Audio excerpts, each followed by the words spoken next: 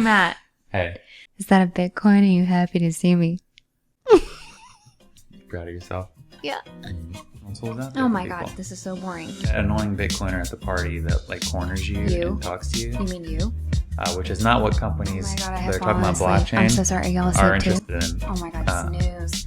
Welcome to Talk Bitcoin to Me, a down and dirty podcast to get nitty gritty with the booty, a space for folks to learn about Bitcoin without feeling stupid. Please note, we are not financial advisors any more than your favorite murder podcasters or licensed detectives, so please don't mortgage your house on our advice. Thanks. Matt, let's check in about what happened with Robinhood last week, because on our previous episode, we talked a lot about our speculation about what happened with Robinhood, why they would shut down their normal person buyers trying to buy a stock in GameStop, and we speculated that maybe it was because they didn't have the money to cover it, or maybe they were pressured by hedge funds or the SEC, or maybe they were worried that something illegal was going down and they didn't want to be entangled with it. It turns out, according to Robinhood, it was mostly that first one. They were worried that they wouldn't have the money to cover it, but not because they were worried that their buyers would cash out and then everyone would come running to Robinhood going, I want to cash out all my stock, give me my money. And Robinhood's like, oh my God, we don't actually have all the money to pay you guys at once. Right, because when you buy stocks on Robinhood, they don't just get that cash instantly and then give you the stock instantly. It takes a few days for all these settlements to clear. And they clear through what's called clearing houses. And those clearing houses that work with Robinhood, and other financial things like banks and stuff. So like every financial thing might have a clearing house. The books match up and there's enough money to cover it. Right, which by the way, Bitcoin helps solve a lot of issues with settlement no assurances. Big deal. Just a little Bitcoin plug. The more volatile trading gets, the riskier it is. So the clearinghouse basically says like, we're going to require you to put more money in before we're going to give you the shares that those buyers need, because we're not so sure about this. Let me break it down. So if I am a buyer and I hop on Robinhood and I buy $1,000 worth of GameStop stock, that doesn't happen instantaneously. That $1,000 kind of is in limbo it could be up to a couple days. Kind of like when you buy anything at a store, you're like, when's this charge going to show up on my credit card? It has to go through certain verifications. Go through your banks, and people, banks are communicating with other banks, a lot of stuff. And Robinhood might be communicating with a clearinghouse. Mm-hmm. Because the volume of trades rose so much, Robinhood was held more accountable for higher volumes of money that needed to be cleared. The volume of buying was outpacing the volume that they have been kind of cleared for. Right. And so they were like, this is getting out of control. We got to shut it down. We've got to pause it. That's what they're saying. Sure. I have no reason not to believe them, but I do want to emphasize that this kind of needing a middleman or needing to slow things down so that we have all these checks and balances for money clearing things is a problem that Bitcoin solves. What's it called? It tries to solve. I mean, Bitcoin proposes that maybe there's a better way. But what's that thing called? Settlement assurances. Settlement assurances. Yeah. We'll cover that maybe in episode 90. Mm-hmm. Yeah, episode 90. Stay tuned. Hey gang, welcome to episode 1. Yeah, I guess it's episode 1 in a way. It's our third episode, but we're calling it episode 1 because I guess we said that we would, and now we feel like we have to. Because we have honor, unlike the U.S. government. 1.0. This is a little bit of a longer episode because it is the true foundation for all conversations about economics, government, currency, technology, Bitcoin, anything. It's just about what money is. Yep. In order to think about money in like more heady terms, first you gotta kind of just think about what is money. And you also need a history lesson, unfortunately. But we're gonna try to keep it cute. So let's dive in. If you click your pen. I'm not gonna click the pen. Watch this. Hang on. Why? Why? There's another pen that's not clickable. Not clickable. Okay, Matt, you ready for episode 1? I am ready. Episode 1. Bitcoin is money, but what is money? It's a good question. Why money is a thing? Yeah. And why should you care? Why should you care? That's the most important foundational episode that we feel like we have to build the whole house of cards that Bitcoin is on top of. Mm-hmm. We can't talk about why Bitcoin exists, why we think it's great, if we don't understand what is money, where did it come from, why do we need it, how does it behave, and how could it be better? Yeah, so we're going to try to dive into that a little bit. I sometimes have a hard time explaining this to myself, so wish me luck, Kaylee, as I try to explain it. And my role will be asking Matt questions and also potentially oversimplifying things for you. If you're an economist listening to our podcast and you're like, wow, that was a grossly oversimplified notion about money, I'm going to be like, yes, have you heard of the hashtag explain it like I'm 5? And then I'll be like, do you want to come on the show at some point? Yes, I would welcome you, but also for like episode 100 because we're not ready for you yet. Not ready at all. Matt, I think that we should start by talking about the history of money, what monies we have had as human beings. Money's been around. The idea of money's been around for centuries. Civilizations, coming up with their own monies independently of each other. It's not like money was just all of a sudden recognized as a thing that exists. It kind of came out as a necessity. As civilizations get larger in size, you kind of need a way to express value comparisons. It's not that civilizations started by having money. They started with bartering. Some of the earliest transitions from bartering to a money system. One really interesting one to me is the rhinestones used by, I think they were called the Yalepa. You can look it up. But they were these 12-foot round stones that they're like 12 foot in diameter, like on average, like these giant stones with like a hole in the middle. Okay, look like a giant wheel, giant Cheerio. And they would just sit these huge stones like the middle of town. When you traded value with someone, so like if I sold you my house, we would write it on the stone for the whole town to verify that it happened. No one could say it didn't because we sat there and put it in stone on there. Oh, maybe that's where it came, like written in stone. I think that came from a lot of things, but yeah, sure. All the times that things were written in stone. Yeah. And there were lots of currencies before, salt was used. Yeah, I was about to say spices, seashells. Glass beads. Maybe that's what we use as our example moving forward in the episode. Glass beads. When we talk about the characteristics of money and... Sure, we can compare. We can talk about glass beads some. I don't know where it was in Africa. Villages used glass beads as money. They worked fine. Part of the reason they worked fine was because glass beads were hard to produce. They were hard to make. Therefore, the property of money that was expressed there was scarcity. Say you're in a village and there were 10,000 glass beads for the whole village and you own 500 of those. You kind of know where you're at as 500 out of a 10,000. Right. What happened was some Europeans on their boats showed up and saw that these people used glass beads, and they're like, whoa, we could produce those and just bring them here. And they just flooded the market with all these glass beads that they created. And now scarcity is gone. Scarcity was gone. All of a sudden, this is inflation. This was hyperinflation. So let's just talk about the word inflate.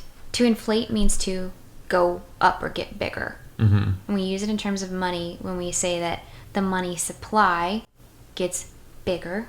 It inflates. Right.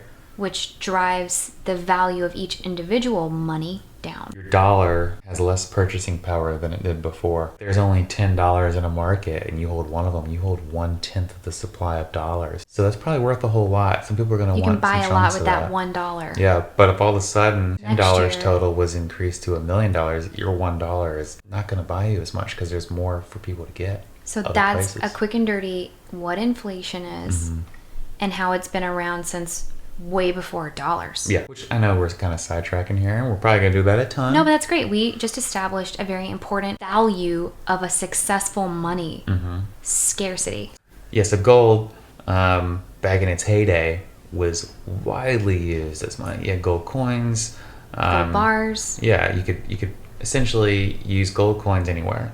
But what was it like before there were gold coins? Essentially, it was just a rock in the ground. Someone discovered this rock. Gold went through the first phase to becoming a money, which was a collectible. It was something that was like, this is cool. I think I'm going to hold on to it. It's shiny and pretty. It's kind of like the first part of the plot of Uncut Gems, where he's like got that new cool gemstone. Maybe. I don't know. We didn't watch the whole movie. I couldn't. It was too intense. But we were on a plane. It's like that when he's showing it to people and he's trying to like get them excited about it. Yeah. It's a collectible. Right. You have to remember that moment that some people had never heard of gold. And they're just looking at it and they're like, why should I care? Sure, it's shiny, I guess, whatever. What happens next is enough people are like, man, this collectible is pretty cool. Maybe I'll just hold on to it because I think other people also want to collect this. And I haven't seen a lot of it.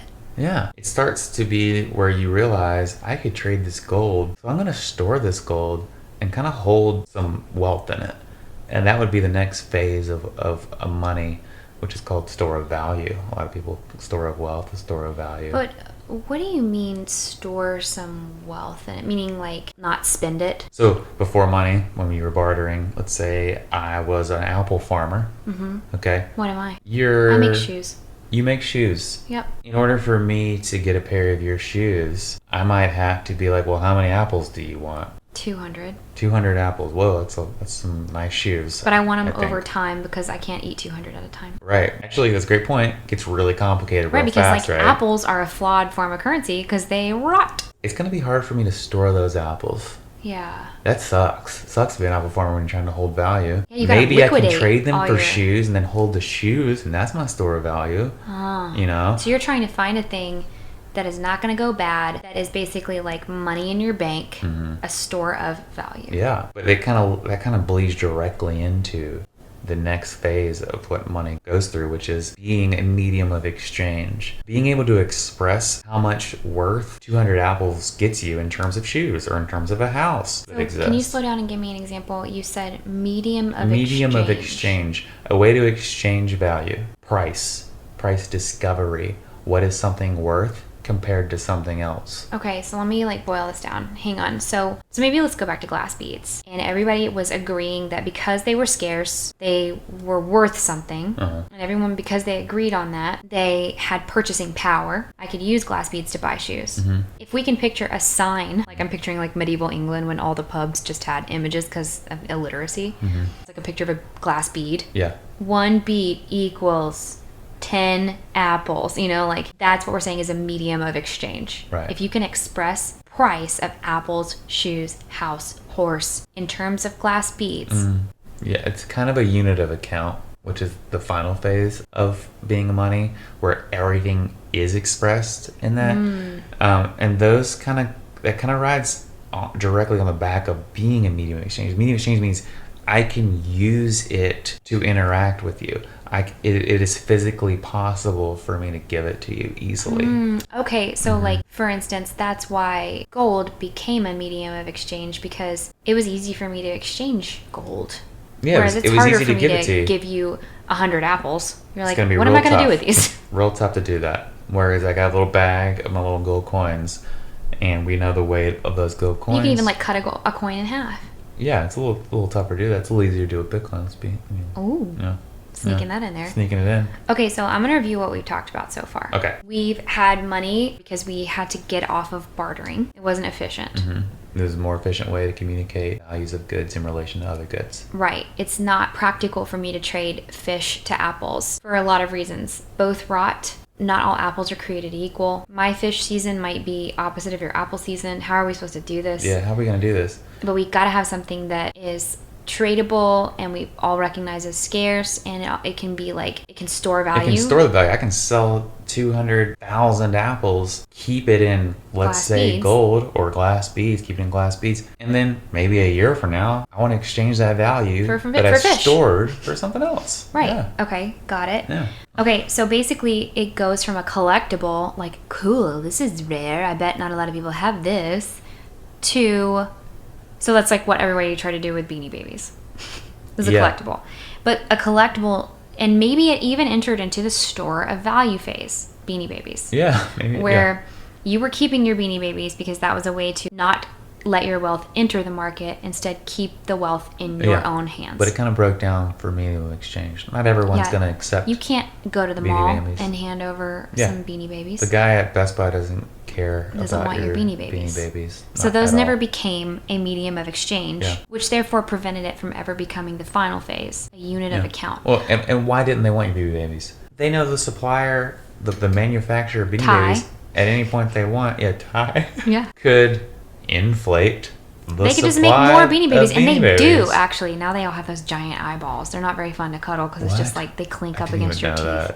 Ugh, how do I know this? Because I cuddled one in a. They're trying to make them cuter or something. When in doubt, make Puss in Boots.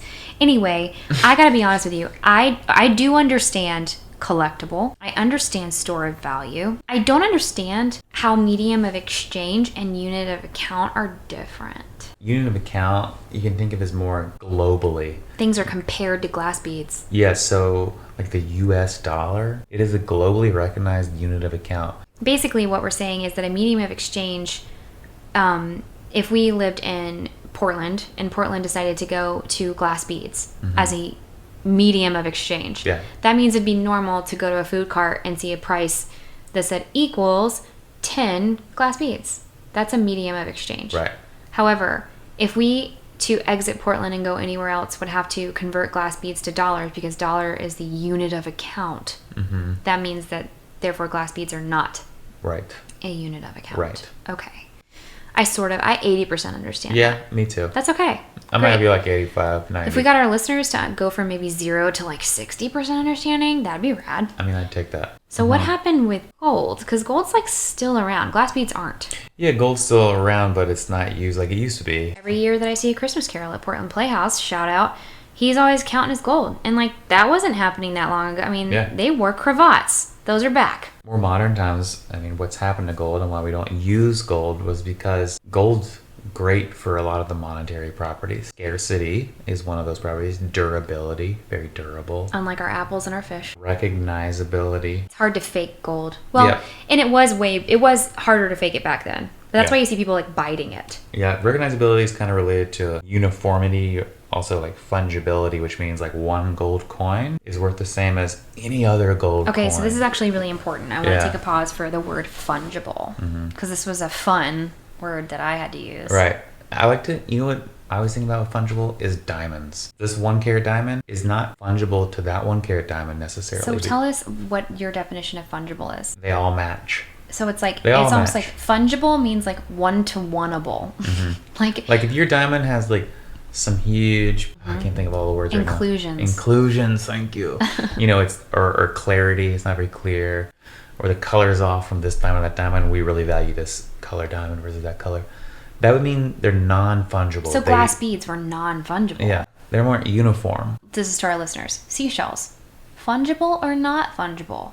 Completely not fungible because there's no such thing as 2 of the same seashells. Right. Well, think about like gold, atomic element. Yeah. Therefore, all of its atoms are uniform. It was fungible. This ounce of gold, we're not going to like go to the gold store and like they're going to lay out all their gold coins and they're going to be like, which gold coins do you want? I'm going to be like, they're exactly the same. So, whereas when I was at the beach this summer with my family playing poker with seashells, we had arguments. Yeah, it was funny. Like people were like, I don't want to bet. I've got my seashells I don't want to part with. These are the pretty ones. I'm never betting these. Meaning those are not fungible. When all your chips are the same. Who cares? Matter. Who cares? Okay, so the qualities of money: scarcity, durability, fungibility, meaning this paper dollar is not different than that paper dollar. Transferability, how easy it is to move. It would be terrible to do business in elephants. Yeah. Because I'd be like, oh, I did a transaction with someone in India. How do I get my elephant? How am I going to get this elephant over there? That was one of the harder ones with large amounts of gold. Super heavy, right? And it isn't super durable. It's soft. It can be, yeah. Which, what they figured out, which is kind of what you were leading into with the original, is that you could represent gold with paper. So now I don't have to mail an elephant. I just mail an IOU. Yeah, exactly. So there were like private warehouses that would store gold. They'd give you their paper for it, and they'd be like, "Hey, you can redeem these at our warehouses, and we're good for it. We've got a good reputation." And so, a lot of places would accept, oh yeah, they're a good reputable place. Oh my gosh, this is literally back to Christmas Carol. It's like Scrooge and Marley. When you have a paper that says,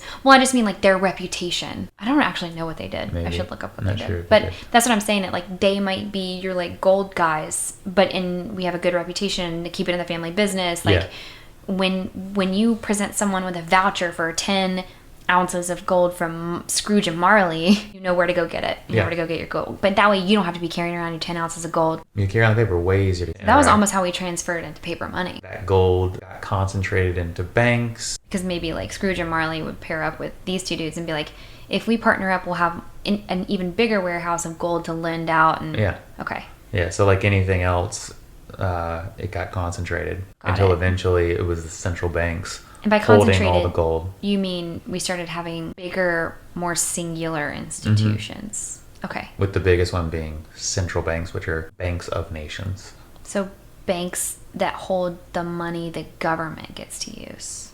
Yeah, long story short, yes. So ours in the United States is the Federal Reserve, is our central bank.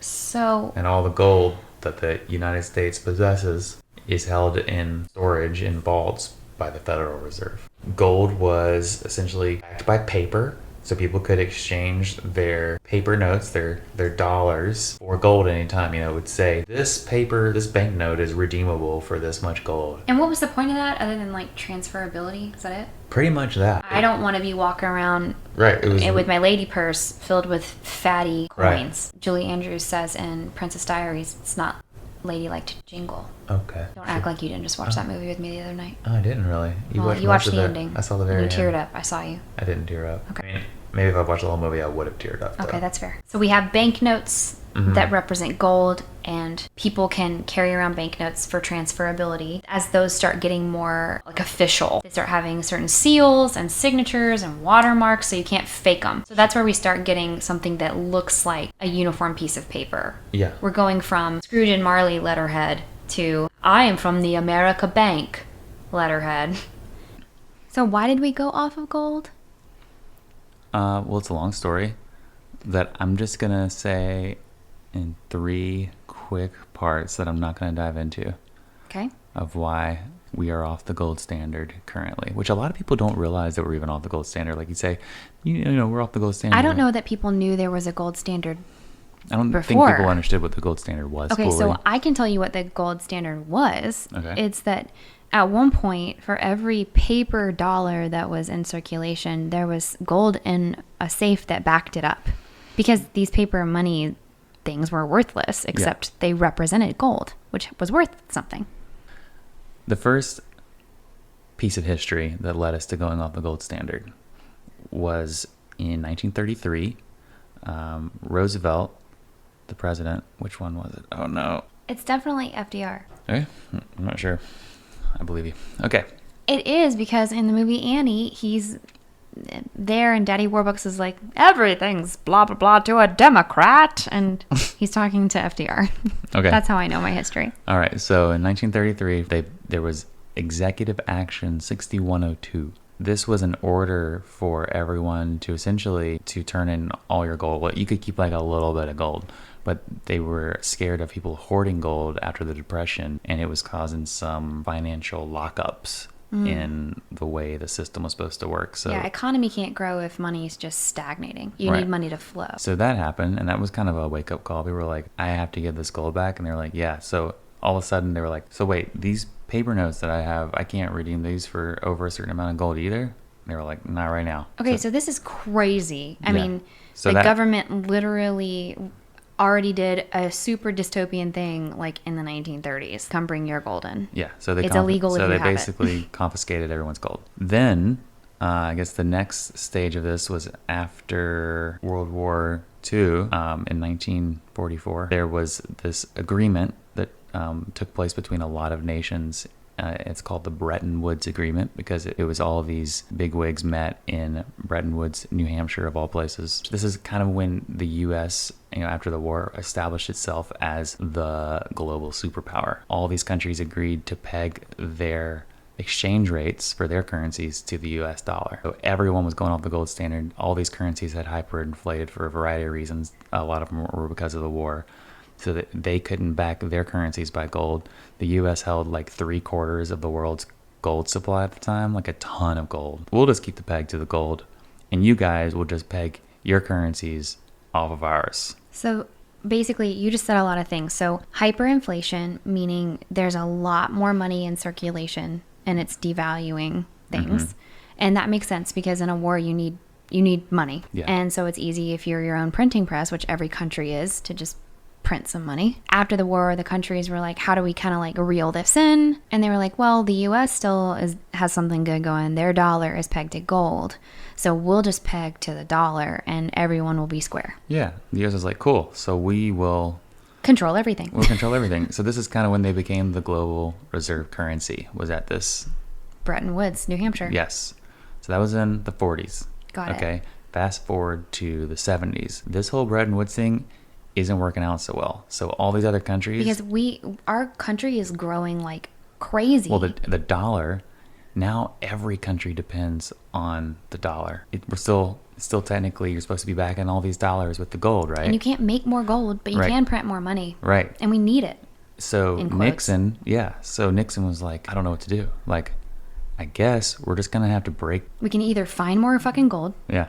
Or we're going to have to break our agreement, right? So that's what he did. He broke the Bretton-Woods agreement. Oh my God. Wait. I think it was a temporary thing at first. It was bet. Betrayed these other countries. I mean, this affects the world. Yeah, so it's like, no longer are we going to be beholden to this amount of gold in our reserves. Yeah, you can't ever redeem these cash notes for gold. Oh wait, I think it was temporary, right? At first, right. Which became permanent later. Not known at the time. How it goes. But the plan was, and kind of still is, to make friends with countries like Saudi Arabia and stuff, and they were going to corner the oil market. Oil was going to be the new gold. Which is... Because you can find more oil. Kind of what happened. So now everything's kind of tied to the price of oil, because since the global reserve currency is the US dollar, everyone that deals in oil has to transact with the dollar in order to make these trades. It's kind of like part of the deal. Yeah. And that's why they call it the petrodollar. Yeah. Wow. Yeah, you guys, we all knew that. The petrodollar. Mm-hmm. Yeah. Matt. Yeah, Okay, you know what they do. That was a lot of information. Can I just kind of summarize it and say we started out by having dollars because it was connected to something that had worth, gold. Mm-hmm. When we started realizing that we probably needed to have more money for a growing economy, economies benefit from cash flow in and out. And yeah, they do. They benefit from people spending money. People can't spend money that they don't have. Right.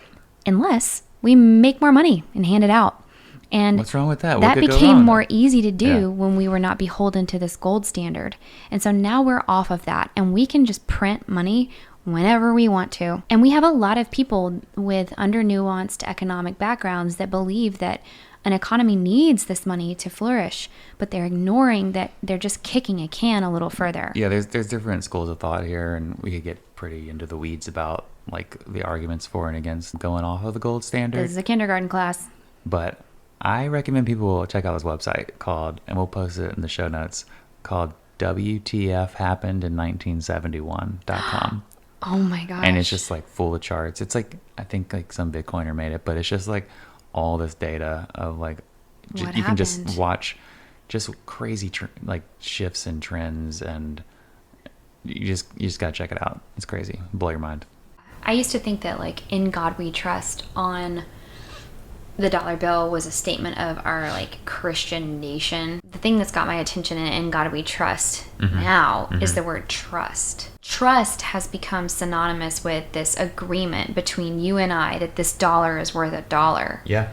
And it used to be like, imagine if it said in gold we trust. Whoa. Dude, I know. Throw an L in there. If it's in gold we trust, the reason you and I are agreeing on this dollar is because we're not having to trust each other that this dollar is worth something. We're just trusting that this dollar is representing something that actually has inherent worth. Yeah. Which is gold, because it is scarce. Dollars aren't scarce. We can print more always.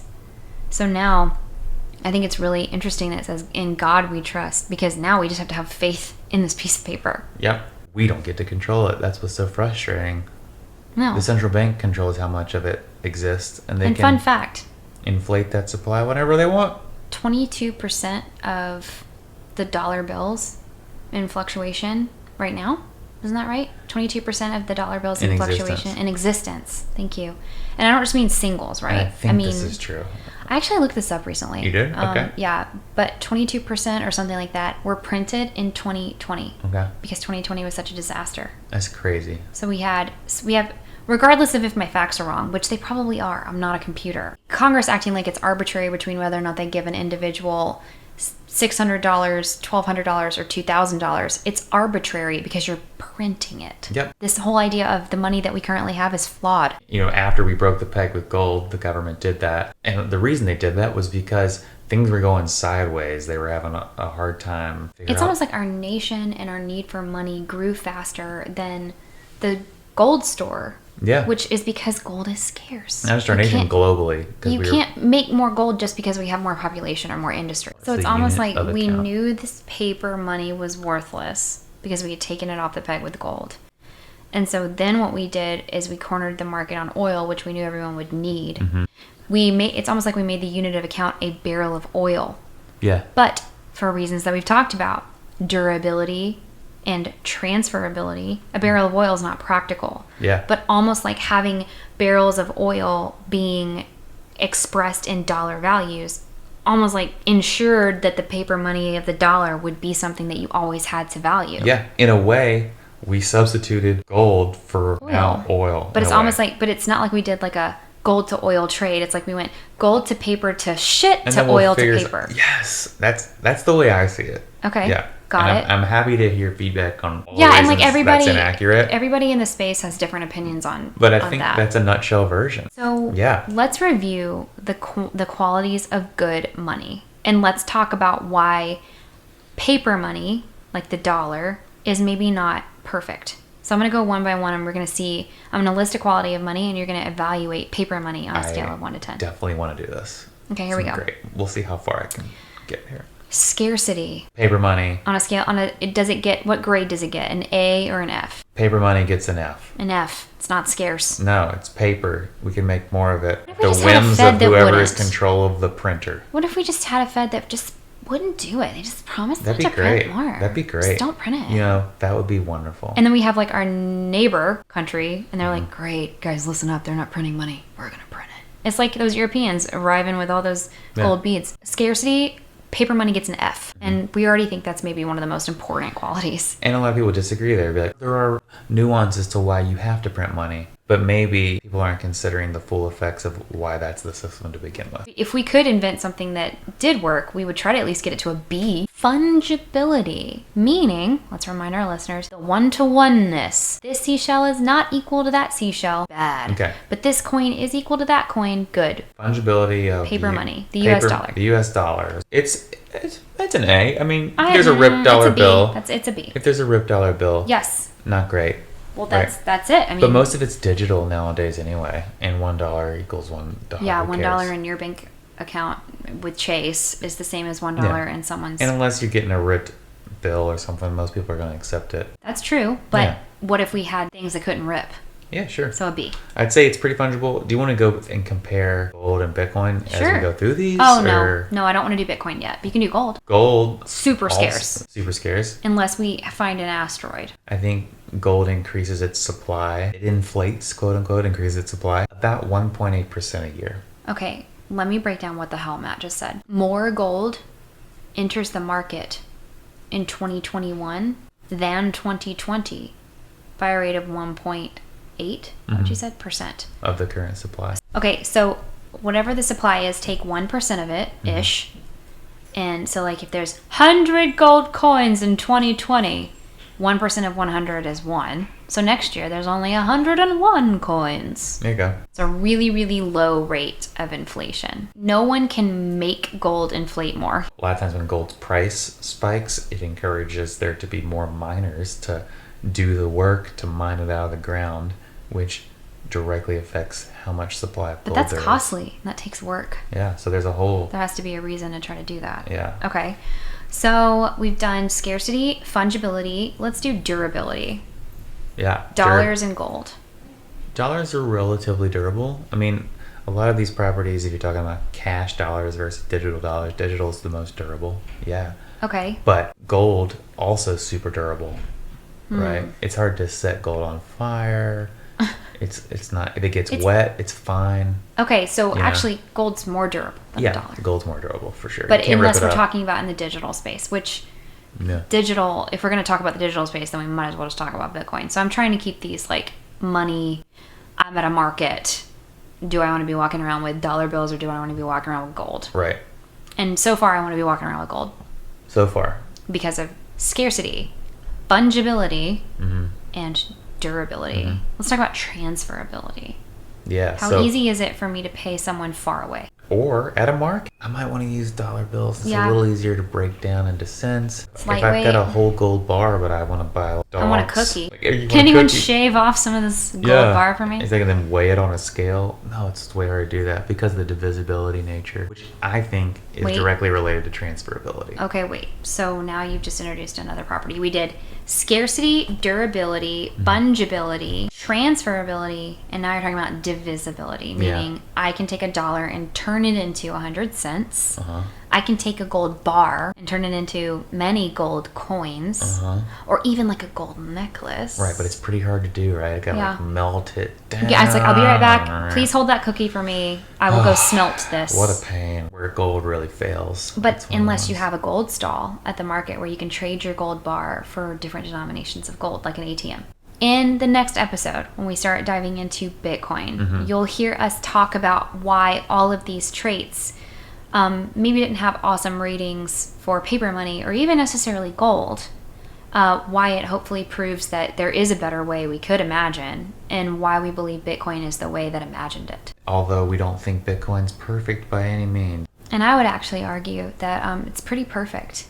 I mean, it's as perfect as something man-made can be. Wow. If you enjoyed today's episode, I'm so glad you did. But more importantly, if you have found that you would like to listen to a little bit more about money, we recommend an episode by a podcast that Matt really likes and I have started listening to as well, called What Bitcoin Did. Beginner's Guide number 2 with Parker Lewis.